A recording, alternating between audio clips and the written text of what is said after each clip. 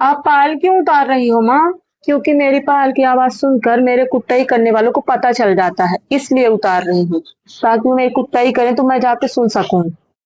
और पायल पहने रहती हूँ ना तो पता चल जाता है जब मैं पहुंचती हूँ तो। पहुंचने के पहले ही वो लोग चुप हो जाते हैं। मैं तो मजाक सोच रही थी माँ, लेकिन तुम तो सही सही में सीरियस हो गई। आखिर किसकी इतनी हिम्मत है जो तुम्हारी कुटाई करेगा?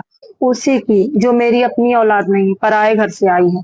दो दो बजे रात तक बेटे से मेरी कुटाई करती रहती है। ऐसा क्यों सोचती हो माँ? जरूरी थोड़ी ना है कि पति पत्नी के बीच में सिर्फ चुगली और कुटाई वाली बात ही होती हो। क्यों नहीं सोचूंगी? 30 साल तक पाली हूँ, माँ हूँ उसकी। बहू के आते ही उसके व्यवहार में परिवर्तन आ गया।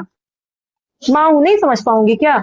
नहीं माँ, ऐसी बात नहीं है। वो पराए घर से आई है तो भैया ही ना उनकी बात सुनेंगे और समझेंगे भी। अब भैया के पास टाइम नहीं रहता है। सुबह 10 बजे चले जाते हैं और रात को 10 बजे आते हैं। तो बात कब करेंगे भाभी से? रात में ही ना बातचीत करेंगे दोनों। मुझे यकीन ही नहीं हो रहा है। यकीन करो माँ। तो फिर वो मुझसे कुछ पूछता क्यों नहीं है, कुछ बोलता क्यों नहीं है? अरे माँ, तू समझ क्यों नहीं रही? तुझे कैसे समझाऊं?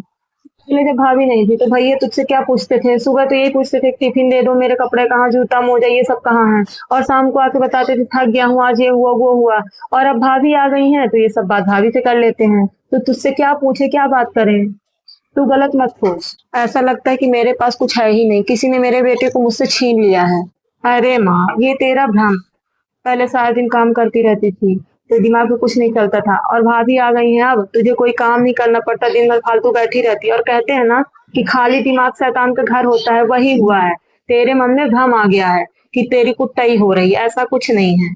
अब तेरा सारा काम भाभी संभाल ली है, तुझे तो खुश होना चाहिए। क्या हो गया था मुझे? मैं अपने बेटे के प्यार में इतनी अंधी हो गई थी कि उसी की खुशियों को नफरत भरी निगाह से देखने लगी थी। साल 2 साल और सोच लो माँ, उसके बाद वैसे ही भतीज भतीजी आ जाएंगे ना तो तुझे ये सब सोचने का टाइम ही नहीं रहेगा। ऐसे उसमें तेरा मन लगा रहेगा। तू फोन में ऐसी बात की कि मुझे समझाने आना पड़ा। हाँ, अब जाऊं जाके बता दूं भाभी को कि मैं जा रही हूँ।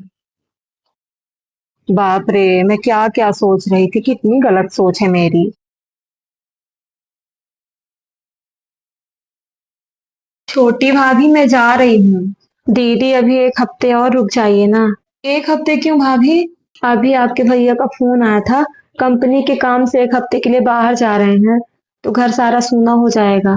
आप रुक जाइए ना 1 हफ्ते और। जब भैया आ जाएंगे तो फिर आप चले जाइएगा। चलो ठीक है भाभी, रुक जाती हूँ। बच्चे भी अपने बुआ के यहाँ घूमने गए हैं। अच्छा ठीक है दीदी। ठीक है भाभी।